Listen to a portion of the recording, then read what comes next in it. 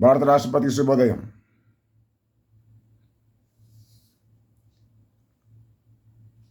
వరుసగా చేస్తున్న అభ్యర్థుల తర్వాత కూడా భారత రాష్ట్రపతి తన కుర్చీని ఖాళీ చేయడానికి ఇష్టపడటం లేదు.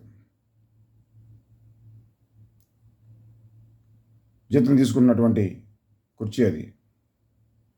భారతదేశంలో అత్యున్నతమైనటువంటి కుర్చీ అది. జీతం తీసుకుంటున్నది బాధ్యతాయుతంగా నిర్వర్తించడం కోసం, నిర్లక్ష్యంగా వ్యవహరించడం కోసం కాదు. ఈ దేశంలో పేదరికం ఉంది, నిరుద్యోగం ఉంది, అనేక సమస్యలు ఉన్నాయి, నేరాలు కొనసాగుతూ ఉన్నాయి.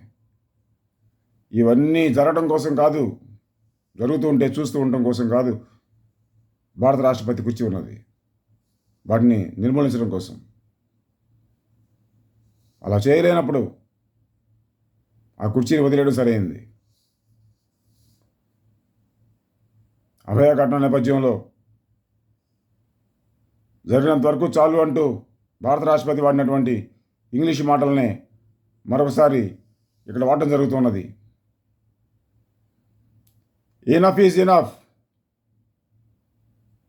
జరిగినంత వరకు చాలు, ఇక కుర్చీ ఖాళీ చేయండి. ఆ కుర్చీకి న్యాయం చేయనప్పుడు ఆ కుర్చీకి ఖాళీ చేయండి. Enough is enough. జరిగినంత వరకు చాలు. అభయ కలకాలం వర్ధిల్లుగాక.